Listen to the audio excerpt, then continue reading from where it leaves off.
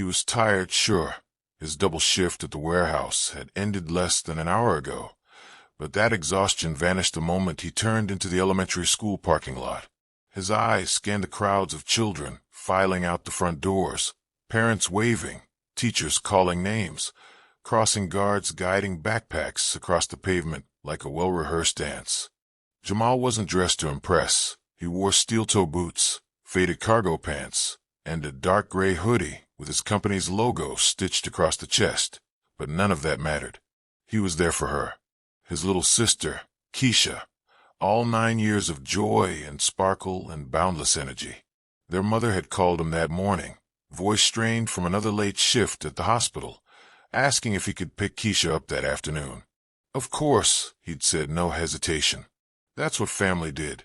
So he sat in the car, engine idling, watching the front entrance like a hawk, until he saw that familiar head of curly pigtails bounce into view. She spotted him instantly and broke into a sprint, backpack bouncing on her small frame, one hand waving, the other holding her lunchbox. Jamal smiled, reached over to open the passenger door, and that's when everything changed. A voice cut through the chatter of dismissal. Sharp, suspicious. Hey, what are you doing near that girl? Jamal turned his head, confused. 2 adults, school staff by the look of them, were rushing toward him. One was a tall man with a radio clipped to his belt, the other a woman with a clipboard clenched tightly in her hand. They stepped between him and Keisha like a wall. The woman reached for Keisha's shoulder, pulling her gently but firmly aside. Sweetie, do you know this man? She asked, her voice too sweet, too loud, like Keisha was a toddler instead of a 4th grader. Jamal stepped forward, concern flooding his chest. I'm her brother, he said calmly, hands visible. I'm just picking her up. Her mom asked me to. But the staff weren't listening. They were already exchanging glances, whispering into radios, their eyes flicking to his hoodie, his cargo pants, the tired lines on his face. Jamal could feel the temperature of the moment drop, like someone had turned down the thermostat on humanity. Keisha tried to pull away from the woman, crying now, insisting that yes, that's a brother. He always picks her up when Mama can't. But the words didn't seem to land. Jamal raised his hand slightly, palms out, just enough to show he wasn't a threat, but it was too late. The man was already calling for security. Jamal's heart pounded. You can check the list, he said, voice still calm but now edged with urgency. Her mom added me this morning. Just call the office. But no one moved toward the office. They moved toward him. And all the while, Keisha stood between them, caught in a storm she didn't understand, watching as the man she trusted most became the center of suspicion. She didn't see a hoodie or tired eyes. She saw her brother, the one who helped with homework and made grilled cheese and sang off-key in the car. But none of that mattered to the adults around her. Jamal felt it happening in real time, the shift from concerned staff to accusatory strangers, the invisible current that swept over his skin and marked him. All he had done was show up. All he wanted was to take his sister home. But somehow, even that was dangerous now. They didn't ask for his name, didn't look at his ID, didn't even give him the chance to explain. Because by the time security arrived, the narrative had already been written in their minds. A black man, unshaven and tired, standing too close to a little girl, must mean danger. The security guard stepped in with his hand already on his belt, eyes darting from Jamal to Keisha to the staff, like he was trying to decide how quickly this situation needed to escalate. Sir, I need you to back away, he said, with the kind of voice that left no room for negotiation. Jamal didn't move. She's my sister, he said again, slower this time, hoping the repetition would somehow rewrite what they thought they saw. I'm on the pickup list. I just got off work. Her mom couldn't make it. But the security guard wasn't hearing him. He was hearing the panic in the staff's voices, the way the woman with the clipboard kept shaking her head, like she'd already lived this scene in her mind a dozen times. We don't have confirmation of that, she said, voice sharp, trying to sound official but betraying the fear beneath it. "We can't take any chances." Keisha was crying now, louder, tugging on the woman's arm, trying to break free. "That's my brother," she shouted, pointing at Jamal. "Let me go. Why are you stopping him?" But even her voice, small and desperate and filled with truth, wasn't enough to pierce the wall that had already gone up. More people started gathering, teachers, parents, students. Phones were out. Jamal could feel the stairs crawling over him like fire ants. Every second that passed made it worse. "Look," he said, pulling out his phone slowly, deliberately, like it was a weapon, and he didn't want to be shot for holding it. "I'll call her mom. She'll confirm it." But the guard stepped forward quickly, too quickly, grabbing Jamal's wrist before he could tap the screen. "I said step back," the guard barked, and that was when the real fear sank into Jamal's chest. Not fear of being misunderstood, but fear of being hurt, humiliated, erased. A second guard arrived, and now they were circling him. "Put your hands where we can see them," one said. "Turn around." Jamal froze. "Are you serious?" he asked, breath catching. In front of her, he pointed toward Keisha, whose sobs were now shaking her entire body. But the guards didn't flinch. "Turn around," they repeated, and this time, the crowd watched as they grabbed his arms, twisted them behind his back, and snapped cold steel around his wrists. He didn't resist. He didn't yell. He just stared at his sister as they pulled him away from her like he was a stranger. And the look on her face, that's what stayed with him. Not the pain in his shoulders or the scrape on his wrist from the cuffs. It was her eyes, wide and confused and terrified, silently asking why this was happening and why no one was listening. He was led past rows of children, watching their classmate's brother be dragged away, past parents whispering to each other, some recording, some just staring. And in the corner of his vision, he saw one teacher gently guiding Keisha back toward the school building, like this was something she needed to be shielded from rather than something she was already a part of. Jamal didn't say a word as they shoved him into the back of the patrol car that had arrived minutes later.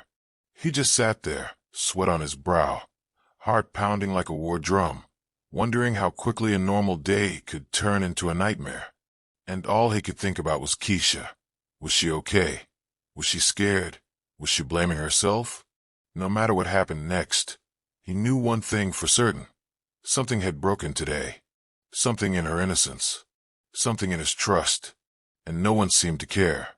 The police station was colder than he expected, emotionally more than physically, as Jamal sat in a small gray room that smelled like bleach and stale paper, his hand still cuffed, though loosely now, resting on a metal table that echoed with every nervous tap of his fingers. The ride here had been silent, except for the static buzz of the police radio and the officer's occasional side glances through the rearview mirror, like he was looking at something dangerous, instead of a brother just trying to do a favor for his mother. No one had spoken to Jamal during the intake. They hadn't asked if he needed water. They hadn't explained why he was being detained. They just logged him into the system, scribbled something into a worn black notebook, and left him alone in that room, like a question they didn't care to answer. Hours passed, or maybe it was minutes. Time was strange when everything familiar had been ripped away.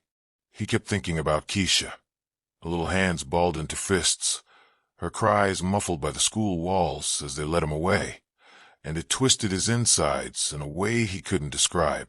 How do you protect someone from a world that sees you as a threat just for showing up? His phone buzzed somewhere far away, probably in a plastic bag by the front desk, calls from his mom piling up, each more frantic than the last. He imagined her now, pulling up to the school to find her daughter trembling and her son missing. She would have gone full storm, demanded answers, shouted names, reminded them exactly who Jamal was, a registered guardian, the emergency contact, the older brother who stepped up when their father vanished and never looked back. She knew the system better than most. Being a nurse in a county hospital meant you saw the worst parts of the world up close, And yet Jamal knew even she would be shaken by this. Finally, the door creaked open. A white officer with a tired face and clipboard walked in. He didn't introduce himself, didn't apologize, just sat down, glanced at his notes, and said, "You were trying to pick up a child who wasn't yours. That right?" Jamal blinked, then slowly nodded. "She's mine. She's my sister. Check the pickup list. Call her school. Call her mother." The officer didn't look convinced, but after a beat, he stood and walked out again without a word. More waiting, more silence. Every tick of the clock on the wall was a judgment.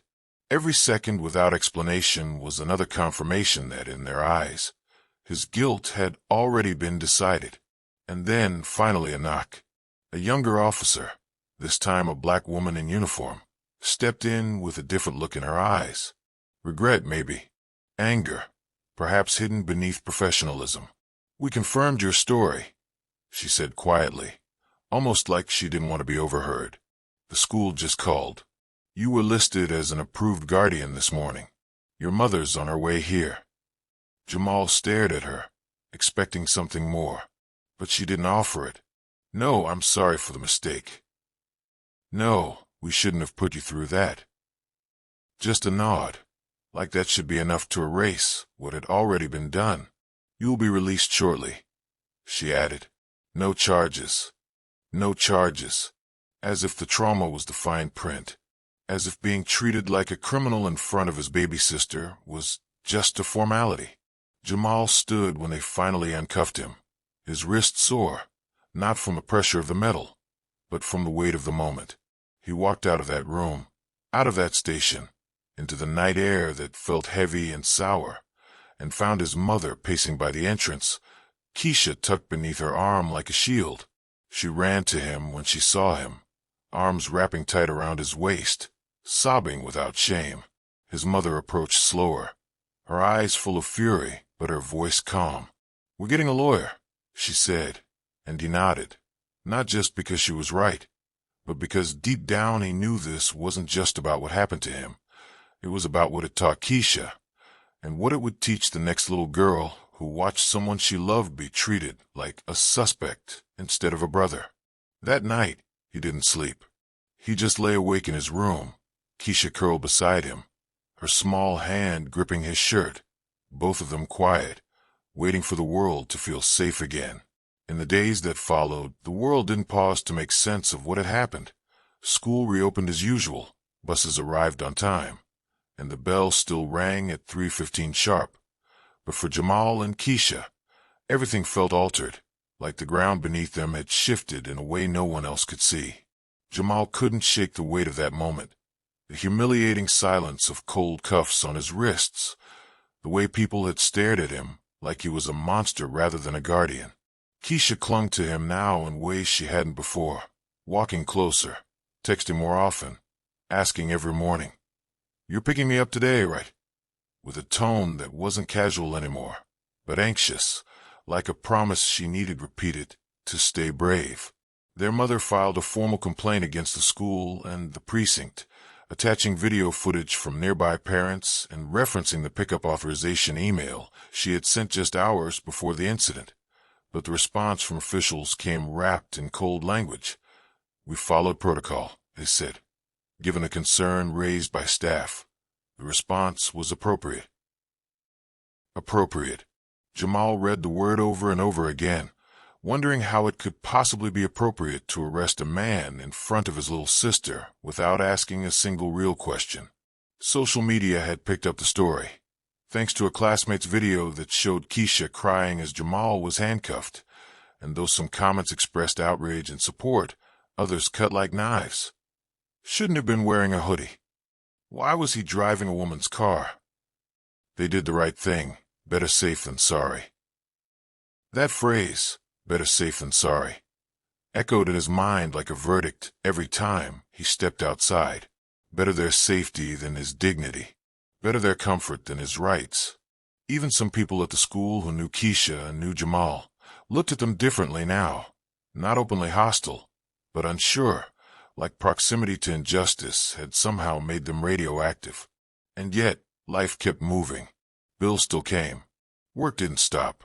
Jamal went back to his landscaping job, trying to force himself back into normalcy. Though every time he saw a police cruiser roll by, his chest tightened without warning. Keisha, meanwhile, started having nightmares, waking up crying, whispering things like, "They're taking you again," or "Don't let them pull you away." And Jamal stayed up with her, holding her hand until the shaking stopped, his own heart too broken to offer answers. Their mother began speaking at local community forums, telling their story, pushing for policy changes at the school, trying to make sure no other family had to relive their nightmare. Jamal didn't like public attention. He wasn't a speaker, not a fighter, just a guy trying to keep his family together. But when she asked him to come with her one evening to a town hall meeting, he went. He sat quietly as she spoke with fire and precision, describing what had happened to her son, to her daughter, to her trust in the system. At one point, someone asked Jamal if he wanted to say something. He stood slowly, hands trembling slightly, and said just this: "I was just picking up my sister. That's all I did. I showed up for someone I love, and they made me feel like I was a criminal. They didn't see a brother. They didn't see a human. They saw a threat, and no one should be treated like that. Not me. Not anyone."